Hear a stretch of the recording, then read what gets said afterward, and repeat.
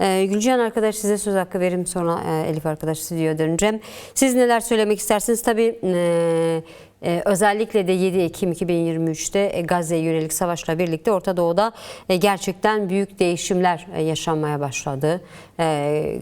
Sıkça dile getiriyoruz, ancak bugün İran'a yönelik bu savaşla birlikte daha da farklı bir boyut kazandı. Orta Doğu'da 3. Dünya Savaşı olarak tanımlanıyor bu durum. Siz neler söylemek istersiniz? Şimdi bu nokta ne ifade ediyor? Özellikle de bu denli kapsamlı bir saldırıyı nasıl değerlendirmek lazım? Karşılıklı bir saldırı var. Sadece ben ABD ve İsrail tarafından söylemiyorum. İran'ın da tabii ki bunu müdafaa şeklinde ele alarak geliştirdiği saldırılar var. Körfez ülkelerinin tümüne, belki az sonra Tunç, Irak'a yansımalarını da bizlere aktaracak. Tümüne yönelik saldırılar var. Şimdi katliamlar da yaşandı. Kız çocukları da katledildi. Amerikan ve İsrail tarafından yapıldığı belirtilen bu saldırılarda siz neler söylemek istersiniz? Ben de merhabalar diyorum. Halkımızı selamlıyorum. Gerçekten de 8 Mart arifesinde böylesi katliamların yaşandığı bir 8 Mart'ı kutlayacağız. Tabii ki savaşlar gerçekten en çok kadınları ve çocukları vuruyor.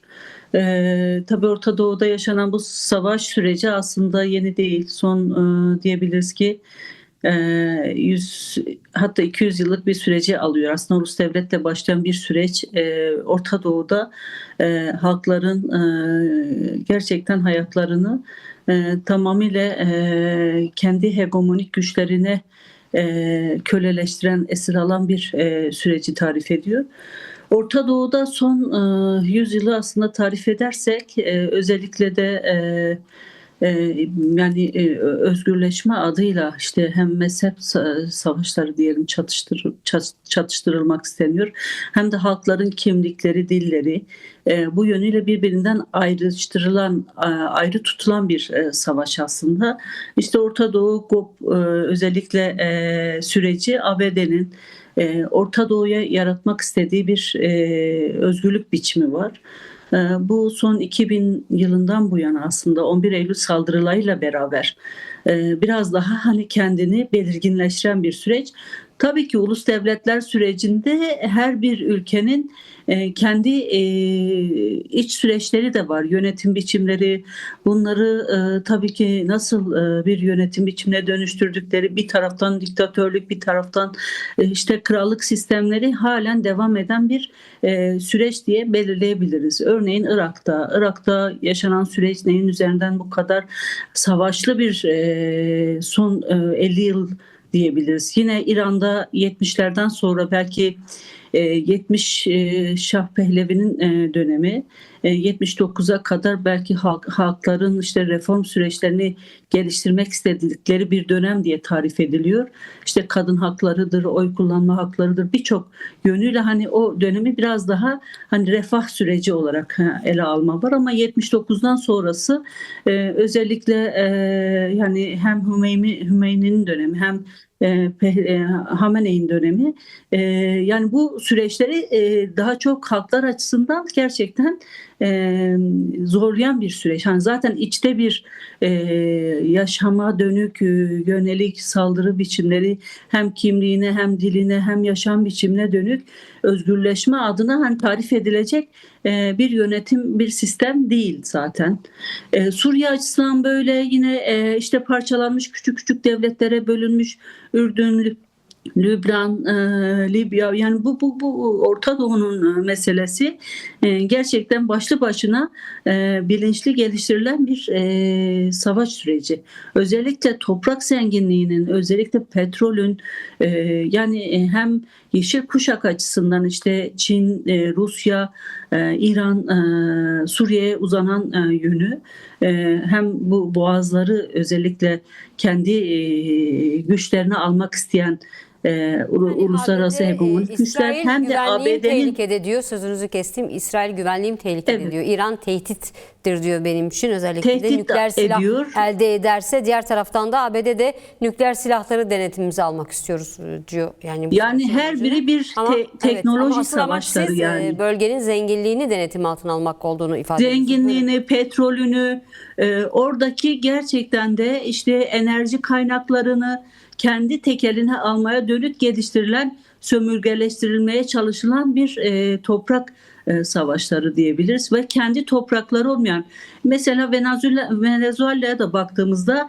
son dönemki saldırı biçimine baktığında yine bir petrol savaşı. Çünkü Venezuela'nın petrolü direkt Çin'e aktığı için Çin oradan krediyle Venezuela'ya kredi açtı ve o kredi üzerinden petrol aldı. Amerika bu petrolü kendi sahasına çekmeye çalışıyor ve Orta Doğu'da yaşanan bu çatışmalı ortamın da daha çok bu zenginlikler üzerinden son 25 yıldır diyebiliriz. Çünkü o dönemden gelen bu Orta Doğu projesi bilinçli olarak geliştirilen hegemonik güçlerin şu anki halklara yaşattıkları savaş olarak tarif edilmeli. Yoksa Suriye'de yüzyıllardır halklar beraber yaşıyor. Kürdü, Türkü, Azerisi, Farsı, yani İran'ın tarihine baktığınızda işte Sasanilerden, Perslerden sonrası süreçlere baktığınızda halkların şu an yaşadıkları topraklar yine Azariler, yine Farslar, yine Kürtler, yine Beluciler yani. Bu konuda halkların birbiriyle olan bir savaşı yok. Hep dış müdahale, hep dış güçlerin özellikle bu topraklar üzerinde geliştirmeye çalıştığı savaşlar. Tabii ki bu savaşları geliştirirken de parçalanan kimlikler var, inançlar var. Yani bu konuda işte Kürtler gerçekten dört parçada bir tarafta Farslaştırmaya çalışılıyor, bir taraftan Türkleştirilmeye çalışılıyor, bir taraftan Araplaştırmaya çalışılıyor. Yani onların zihniyet anlayışları milliyetçilik üzerinden gelişen kimliksizleştirmeye dönük savaşlardır da yani. İki taraflı yürüyen bir savaş var. Bir halklar ve kimlikler üzerinden geliştirilen, inançlar üzerinden geliştirilen, bir de zenginlikler üzerinden, toprak zenginliği üzerinden, petrolüdür, işte bunun yeraltı zenginlikleridir. Şimdi dünyada bakıyorsunuz yeni en zengin kaynak neye dönüşüyor? Ya gümüşe dönüşüyor ya bakıra dönüşüyor. Yani yeraltı zenginlikleri de bu yönüyle. Kürdistan'ın toprakları şu an maden sahasına dönüşmüş. Ya da işte Irak, Suriye, yani sadece hedef işte orada insanların yaşadıkları yönetim sorunundan kaynaklı anlaşmazlık diye ortaya konulan şeyin aslında kapitalizmin yarattığı, kapitalizmin halklar üzerinde dayattığı savaşlardır, teknoloji savaşlarıdır. Bir taraftan işte toprak savaşlarıdır. Yani bunları tarif ederken bence sadece işte halklara dönük geliştirilen özgürlük anlayışı üzerindeki savaşlar diye tarif etmemeliyiz. Yani bu 3. Dünya Savaşı'nın hegemonik gücün yarattırmaya çalıştığı bir algı biçimi de var yani. Peki. Şu an İran'a gönderdiği işte savaş füze, uçak ya da işte F-35'ler, yani bu konuda neyi ifade ediyor? Bizler açısından, bizim açımızdan, halklar açısından, kadınlar açısından hiçbir şey ifade etmiyor. Bu devletler savaşı, ulus devletler savaşı, hegemonik güçler savaşı halkları bu şekliyle bu savaşların içine çekmeye ve acılar yaşatmaya son diyebiliriz 10 yıldır gerçekten İsrail'in işte ya toprak savaşına Filistin üzerinden tariflendiği ya da işte İran'ın Kürtleri, Belucileri, Farsları şey yaparak, Farsları değil kendisi zaten Fars şey olarak Şia üzerinden mezhep savaşına dönüştürdüğü, yani dikkat ederseniz Orta Doğu'nun kimliğiyle oynanıyor, coğrafyasıyla oynanıyor. Yani Orta Doğu'da yaşayan halklar, kimlikler, inançlar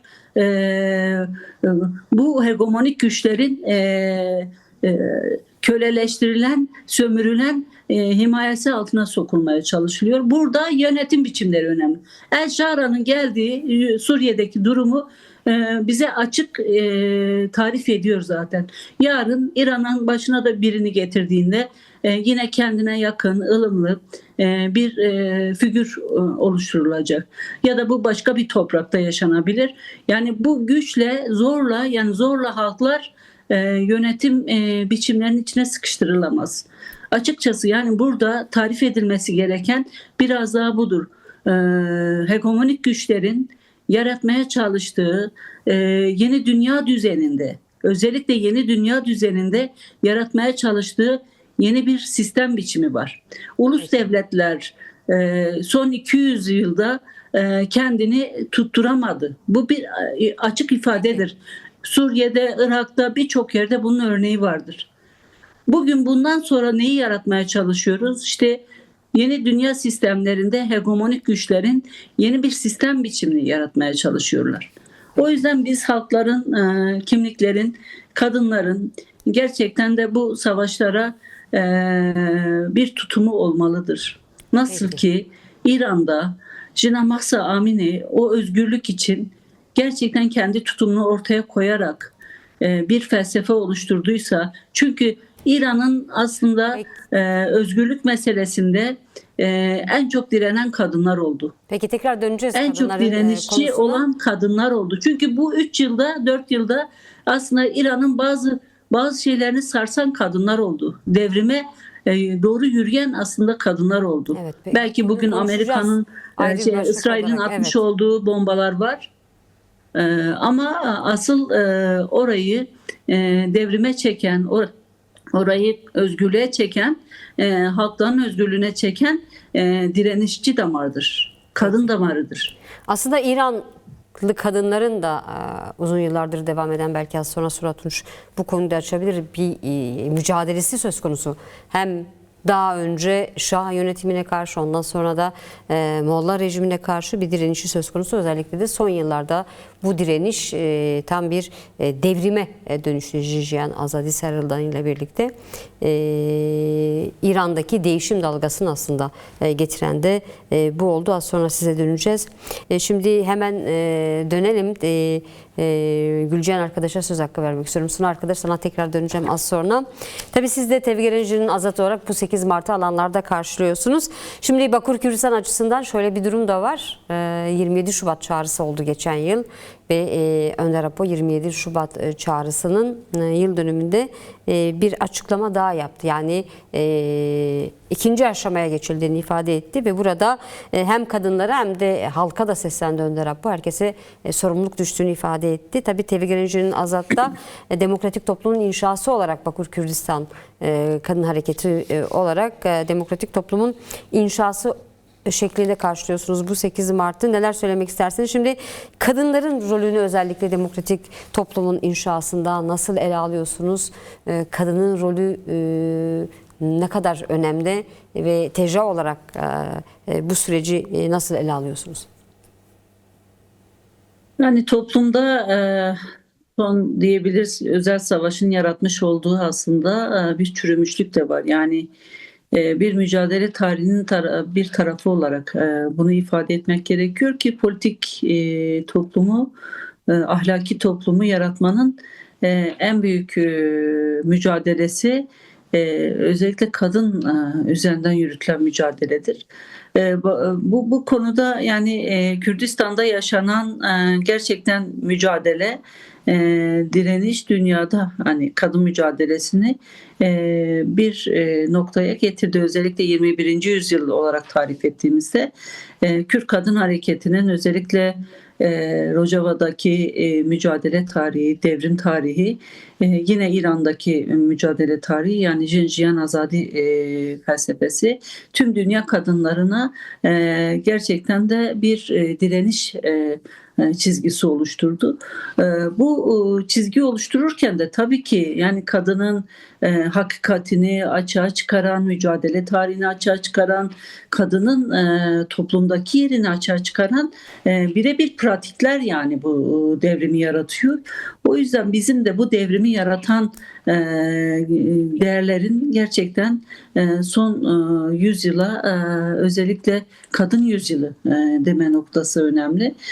Mesela Rojava'da son yaşananlara bakıldığında önce kadını gerçekten de bu özellikle dinci çetelerin kadın üzerinden, kadın bedeni üzerinden kadını korkutmaya çalışan işte cenazesini bile atarken dini kavramlar, sözler kullanarak bunu halka, kadınlara dönük bir inanç korkusuna dönüştüren bir şeyle göstermeye çalıştı. Ya da kadının örüğünü, saçını keserek bir mesaj vermeye çalıştı.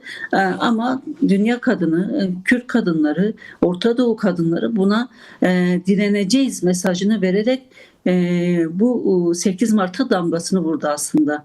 Sizin gerici, sizin feodal, sizin ataerkil, baskıcı rejimlerinize boyun eğmeyeceğiz dedi. Bu 8 Mart'ın aslında bizler açısından anlamı direniştir yani. Kadınların kendi özgürlüklerine dönük geliştirilen saldırılara direneceği mesajıdır. Kendi öz savunmasını oluşturacağı mesajıdır. O yüzden hani biz Kürt kadınları olarak dünya kadınlarının aslında bu yüzyıl içerisinde özellikle 2025-26 yılının kadınlar açısından bir direniş yılı ve mücadelesi olacağının mesajını 8 Mart'ta ortaya koyduklarını görüyoruz. Özellikle Kürt Kadın Hareketi'nin mücadele tarihi tabii ki son 50 yılda açığa çıkarmış olduğu bir tarih vardır. Bu tarih üzerinden birçok şeyi belki tarif edebiliriz. Özellikle Sayın Abdullah Öcalan'ın son 27 Şubat'ta açığa çıkarmış olduğu özellikle demokratik süreci işletmesi, demokratik siyasetin içinde mücadele tarihini yeniden gerçekten değerlendirmesi, ele alması, bunu belki bir barış sürecine evriltirken ortaya koyuyor ama aslında bunun geçmişi, öncesi kadına biçmiş olduğu gerçekten rol, misyon, felsefe çok değerlidir, çok anlamlıdır. Kadının toplumdaki yeri, mücadele tarihi ve bunun için gerçekten nasıl özgürleşilir meselesi toplum açısından da kadınlar açısından da çok çok önemli ve değerlidir. Bu 8 Mart'ın arifesinde özellikle bu mesajın tekrardan ortaya çıkması, toplumun içinde kadının özne olduğu, bununla mücadele edilmesi, toplumun sorunlarının çözülmesi, kadına yönelik şiddetin gerçekten nasıl sorun haline dönüştüğü ya da çözülmesi gerektiği bu demokratik süreç içerisinde aslında ifade edilmesi, tanımlanması, bununla toplumun gerçekten yeniden değiştirilip dönüştürülmesi gerektiği mesajıdır. 8 Mart biraz bize belki hani kendi tarihi itibariyle kadın mücadelesinin bir mücadele tarihi olarak ilanıdır. Ama bir diğer taraftan da gerçekten yeni bir sistem, yeni bir inşa düşünüyorsak bunun içinde demokratik bir inşanın da olması gerektiğini kadınlar açısından görmek ve değerlendirmek gerekiyor. Yine Sayın Öcalan'ın ortaya koymuş olduğu entegrasyon süreci, yani bunu tarif ederken toplumlara işte bu süreci tarif ederken örneğin Kürtler ve Türkler açısından Kürtsüz Türksüz olunmaz, Türksüz Kürt olunmaz mesajı mesela Cumhuriyet tarihinden bugüne belki değerlendirilip gelindi. Ama diğer bir taraftan gerçekten bu pozitif aşama içerisinde kadınların da rolü nedir, nerede durmaları gerekiyor, nasıl bir mücadele içerisine girmeleri gerekiyor, hukuk derken bu hukuk kimler için bir hukuka dönüşecek? Kadınlar bu hukukun neresinde olacak? Yani bunları bizim bu dönem açısından gerçekten yeniden ele almak, yeniden değerlendirmek ve bu mücadele hattını daha da politik bir zeminde, yine toplumsal bir zeminde konuşmamız, tartışmamız gerekiyor.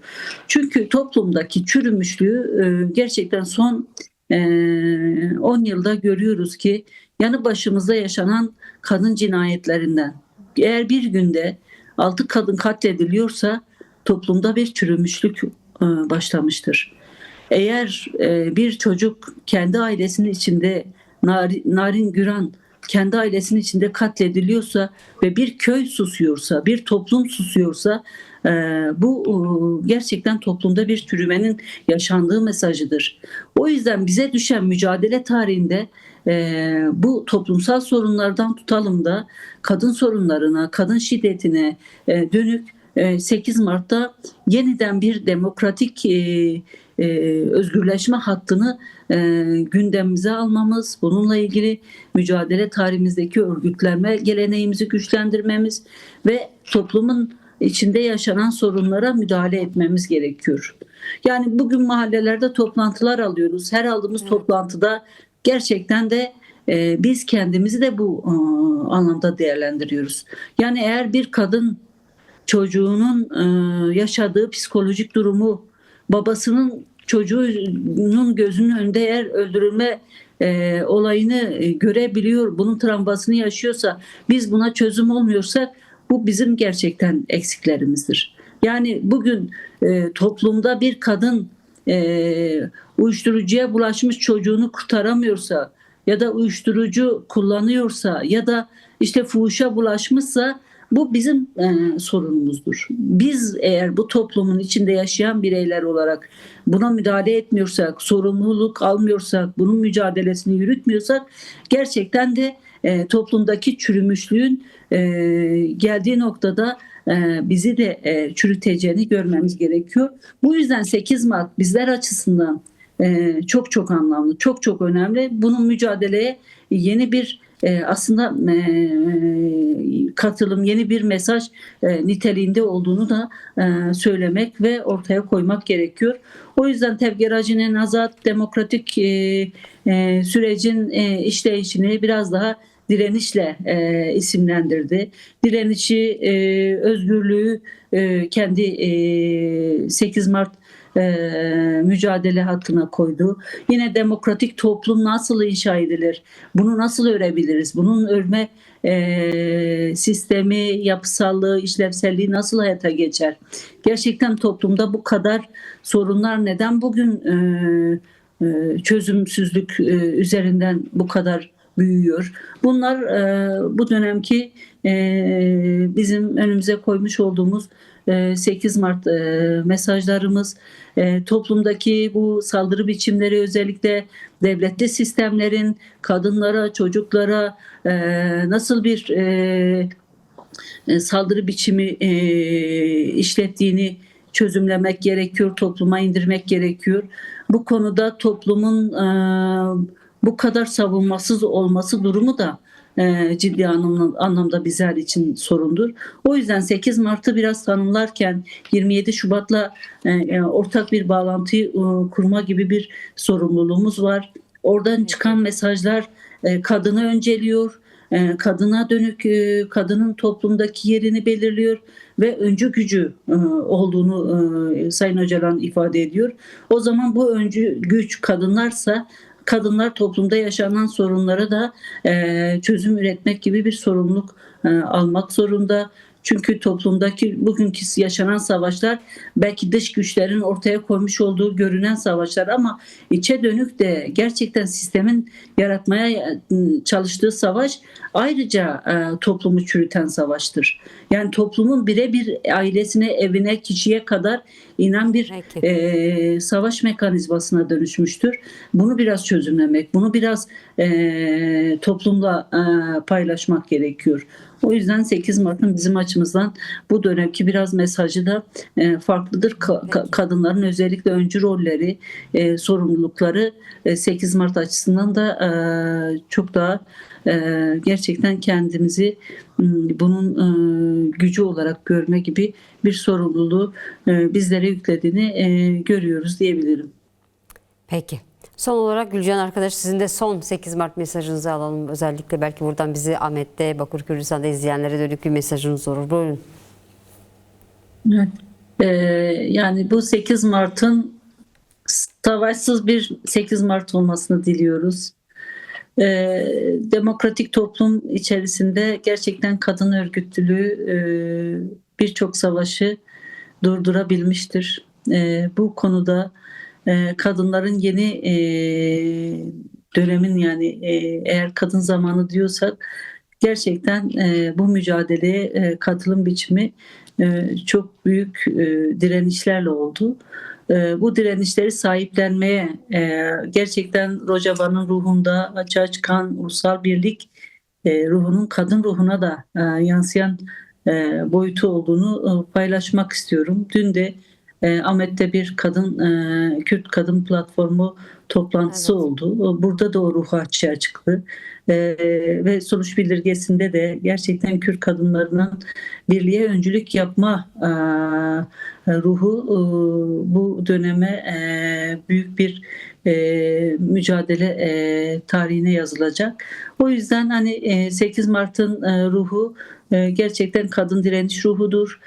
Kadınlar her yerde gerçekten eşitlik için, ucuz iş gücüne karşı, sömürüye karşı, kimliklerini koruma, kadın kimliğiyle mücadele etme, toplumda özne olma duygusunu taşıyarak girecek. Bizler de Ahmet'ten doğru tüm Kürdistan'daki, özellikle şu an savaş içerisinde olan Rojava'da, Roşilat'ta olan kadınlarla mücadelemizi birleştiriyoruz. Bu ruhla 8 Mart'a girdiğimizi paylaşmak isterim. Dünya kadınları açısından da bu ruh tüm dünya kadınlarında da savaşa karşı eşitliği örgütleyeceğine ve bu mücadeleyi yürüteceğine inanıyorum. Çünkü 8 Mart'ın ruhu bu ruhtur diyorum ve tüm kadınların 8 Mart'ını kutluyorum. Tüm dünya kadınlarının, Kürt kadınlarının güçlü bir örgütlülüğe yeni dönemi böyle tarif ederek gireceğine de inanıyoruz. Peki, teşekkür ederiz. Gülcan Şimşek Derece aktivisti Suna Tunç, sana da teşekkür ediyorum yayınımıza katıldığın için. Elif arkadaş, size de teşekkür ediyoruz. Teşekkürler.